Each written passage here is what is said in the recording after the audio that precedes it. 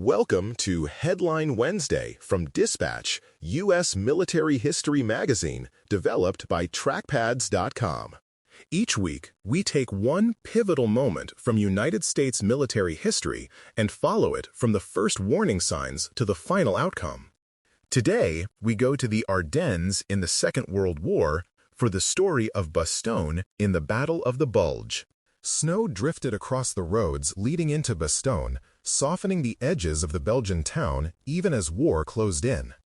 Around the outskirts, paratroopers from the 101st Airborne Division stamped numb feet, tugged collars higher against the cold, and listened for the growl of German engines under the distant rumble of artillery.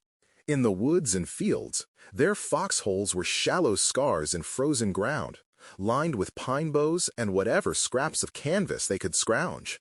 The cold worked into fingers and toes, turning simple tasks like loading rifles and checking machine guns into stiff, slow motions. It was bitter and unrelenting. Inside the town, the streets were jammed with wrecked vehicles, horse-drawn wagons, medical jeeps, and civilian carts squeezed against stone walls. Civilians carried what they could in sacks and suitcases, moving quickly to stay out of the path of guns and trucks pushing toward the front. Bastogne, normally a quiet market town, had become a frozen traffic circle for an entire front, with every alley and side street filled with noise. Engines backfired, orders were shouted in a dozen accents, and church bells were silent under the echo of explosions. The town felt both crowded and incredibly vulnerable. American tank destroyers and Sherman tanks nosed into orchards and along hedgerows on the approaches, their crews searching for firing positions that gave a clear field of fire without exposing them to the first enemy salvo. Their steel hulls were dusted in snow, tarps stretched over turret rings in a losing battle against the weather. Aid stations nearby were already overflowing, lit by bare bulbs and lanterns that cast long, shaky shadows across stretchers. Medics worked in heavy coats and gloves, cutting away frozen clothing and bandaging wounds while their breath steamed in the air. The smell of fuel, antiseptic, and cold iron mixed together. In the foxholes ringing the town, word spread that they were surrounded or very close to it. Men glanced at road signs that pointed outward in every direction, knowing instinctively that they were sitting on something important. Those signs marked the reason they had been sent here and the reason the Germans were coming. Bastogne was more than a name on a map now. It was a hub that both sides needed. The sense of being at the center of a larger struggle grew heavier by the hour. To see why, it helps to zoom out to the winter map of December 1944. The German army had launched a surprise offensive through the Ardennes, a forested region the Allies had treated as a quiet sector. Their plan was to punch a deep wedge through thin American lines, then drive armored columns all the way to the Meuse River. If they could seize key bridges and road hubs, they hoped to split British and American forces and force a political crisis. It was a bold gamble in terrible weather. At the center of this plan were the few good roads that could carry tanks, fuel trucks, and supply convoys through the woods and rolling hills. Bastogne sat astride one of the most important junctions in the region, with 7 major routes meeting in and around the town. If Bastogne fell intact, German panzer divisions would gain access to a ready-made highway network leading west.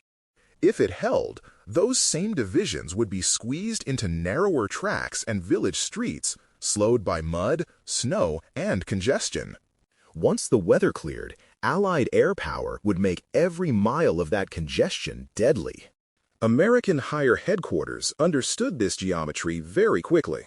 The 101st Airborne Division, rushed in by truck after fighting elsewhere, was ordered to hold the town and its road net at all costs. Around them, scattered elements of armor, artillery, and support units tried to reorganize under fire and fit themselves into the defensive ring. On the other side, German corps and division commanders studied the same map and reached the same conclusion. They pushed hard to crack the circle before American reserves could reach the area in strength. Bastogne's fate threatened to tip more than a single local fight. It would shape whether the German offensive kept its momentum or stalled short of the Meuse. It would affect morale on both sides, as stories of either a lost crossroads or a heroic stand raced back to capitals and families. It even touched the political confidence behind the Allied drive toward Germany, which had seemed steady before the winter attack. That is why this small, snowbound town became the headline of the wider Ardennes story.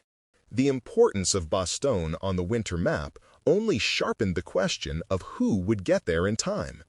To answer that, the story has to follow the paratroopers and armored crews from their rest camps in France to the frozen fields around the town. Only days before the snow closed over Bastogne, many of the paratroopers who would soon be digging in around the town had been standing in formation at a rear area camp. The 101st Airborne Division had been pulled back after months of hard fighting in Normandy and Holland, expecting a winter of refit, training, and new replacements. They were scattered across billets in villages and camps, attending classes and inspections, catching up on sleep, and writing letters home. The mood was tired, but cautiously optimistic, the kind of lull soldiers learn not to trust. Then, word began to filter in that something was very wrong in the Ardennes. At first, the reports sounded like distant trouble, talk of German armor punching through thinly held American lines in what many assumed was a local counterattack. Rumor turned into hurried briefings as staff officers spread maps on tables and pointed at the wooded hills of the Ardennes. Trucks began lining up on muddy roads, their engines idling as officers moved down the rows with clipboards, barking out unit names and road times. Men were told to pack quickly, take what cold weather gear they had, and load up. The rest they would figure out on the move. The division was ordered forward in a rush, climbing aboard open trucks in the dark, bundled in whatever coats, scarves, and extra socks they could scrounge. Many lacked proper winter parkas or overshoes because no one had expected to send light infantry into a major armored offensive in deep snow. They were paratroopers, trained to drop behind enemy lines with what they could carry, now being used as emergency line infantry to plug a hole against tanks and self-propelled guns. The ride north was long, cold, and confusing, with men huddled under blankets and shelter habs while snow whipped into their faces. The only clear fact was that they were heading toward the sound of the guns. Alongside them, elements of the 10th Armored Division were also being routed toward Bastogne. Tank and tank destroyer companies were parceled out as fire brigades, detached from their parent formations and assigned to stiffen roadblocks or reinforce key villages. It was a patchwork force drawn together under pressure, with crews and infantrymen often meeting each other for the first time beside snow-covered roads and in cramped Belgian farmyards. German planners, looking at their own maps, assumed that such improvised defenses would break and fall back in confusion once panzer spearheads hit them. Instead, these mixed columns of paratroopers, armored crews, artillerymen, and support troops were driving straight into a landscape of unfamiliar villages and forest tracks with orders to hold. The closer they came to Bastogne, the stranger the traffic grew. Long lines of rear-area units and stragglers were trying to move away from the breakthrough, while the trucks carrying the 101st and the armored elements shouldered through in the opposite direction. At dimly lit crossroads, military police with white helmets and armbands waved vehicles left or right, sometimes with only the sketchiest sense of where the front actually was. Convoys halted for hours at a time while officers argued over routes, then lurched forward again when a lane opened. By the time the 1st Battalions marched through the narrow streets of Bastogne and into the surrounding woods, they knew only that they were to hold the town and its roads, and that failure would ripple far beyond the snowbanks they could see. The first fights around Bastogne were not grand set-piece clashes, but sharp engagements at road junctions, village edges, and tree lines. American officers spread maps on jeep hoods and farmhouse tables, assigning companies to form a rough perimeter around the town. Paratroopers moved into woods near places like Foy, Noville, and Marville, digging foxholes in frozen ground with entrenching tools that sparked against buried rock. Tank destroyers and Sherman tanks were sighted along likely avenues of approach, set up to fire down roads and across open fields where enemy armor would have to show itself. Behind them, artillery batteries unlimbered in orchards and pastures, their guns camouflaged as telephone wire was laid through the snow. Forward observers climbed church towers or took positions on low ridges that offered even a hint of visibility through the mist.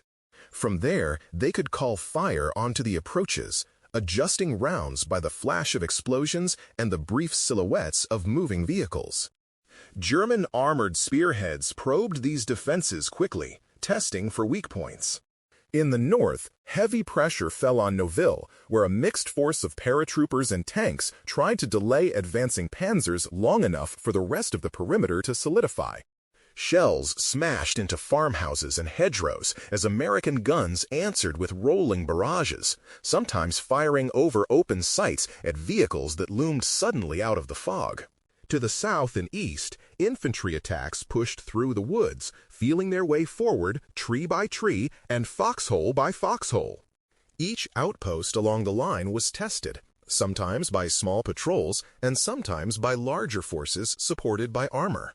Some positions were overrun or forced back to secondary lines when weight of fire made staying put impossible. Every stand, even those that ended in withdrawal, cost the attackers time and blood. Roads began to clog with burning vehicles and abandoned equipment, and shattered villages changed hands more than once as attacks and counterattacks seesawed around key crossroads. As the days went on, the German ring tightened until Bastogne and its defenders were effectively surrounded. Supply lines were cut, and the only way in or out was through snow-choked woods or the winter sky overhead. Inside the town, command posts shifted into cellars and basements as artillery turned streets into shell-plowed trenches. Medics worked around the clock in crowded aid stations, while engineers struggled to keep vital routes open for the constant shuttling of ammunition and wounded. Despite the encirclement the perimeter held, each company anchoring on the next in a rough circle of foxholes, machine guns, and anti-tank positions. The pressure was relentless, but so was the determination of the defenders, and the ring never quite snapped, setting the stage for the famous demand for surrender that was about to arrive. The tightening ring around Bastogne and the constant shelling built toward a brutal question that hung over the frozen town. Would the defenders give in or keep holding a position that looked hopeless on a map? The German High Command decided to force that issue with a formal demand for surrender delivered under a flag of truce. Envoys moved through the lines, carrying a typed message that spelled out the encirclement in brisk, clinical language and warned of the consequences if the Americans refused to yield. It was meant to end the fight with a signature instead of more blood. In the cellar that served as division headquarters, Brigadier General Anthony McAuliffe read the demand and reacted with a single, sharp word. His first response was simply, "Nuts," tossed off in frustration and disbelief at the idea of surrender. Staff officers quickly realized that this blunt remark captured exactly what the garrison felt. The reply was typed up, delivered back through the same channels, and puzzled the German officers who received it until American intermediaries explained its meaning. The word traveled fast. Within hours, men in foxholes and gun positions were repeating it to each other as a kind of cold-weather battle cry. That one word did not add ammunition or warm boots, but it gave the defense a simple, memorable statement of intent. It turned an abstract staff decision into something every rifleman and tank crew could hold on to when the next barrage came in. Nuts told them that there would be no quiet deal in a cellar while they froze in the woods. It also sent a message to the attackers that the ring around the town was not yet ready to crack. A single short word carried a long shadow.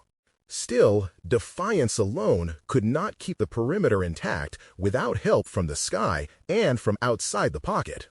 For days, heavy cloud and winter fog had grounded most Allied aircraft and favored the German advance.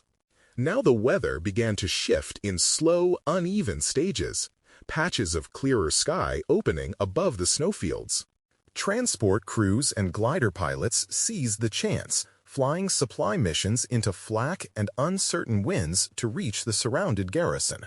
Men in the perimeter watched parachutes blossom over the town and nearby fields, bright patches of color against the gray air. Those falling bundles meant life.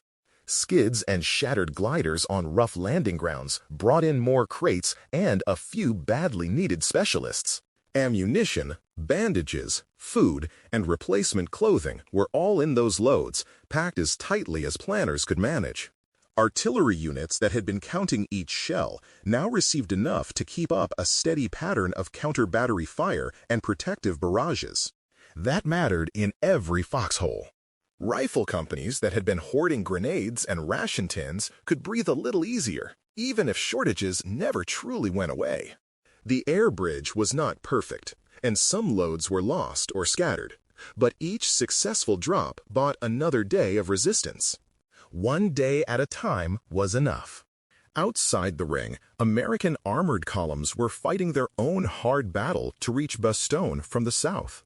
Tanks, infantry, and tank destroyers pushed up icy roads, clearing roadblocks and trading fire with German units that had orders to hold the approaches.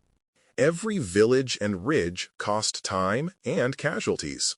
Inside the pocket, commanders shuffled their own tired reserves, pulling companies from quieter sectors to plug gaps where pressure spiked.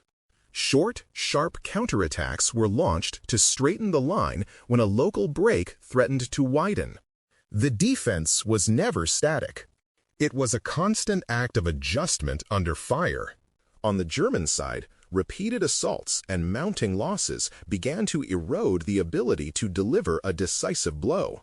Casualties among infantry and tank crews climbed, and the winter roads filled with wrecked and disabled vehicles that choked key junctions.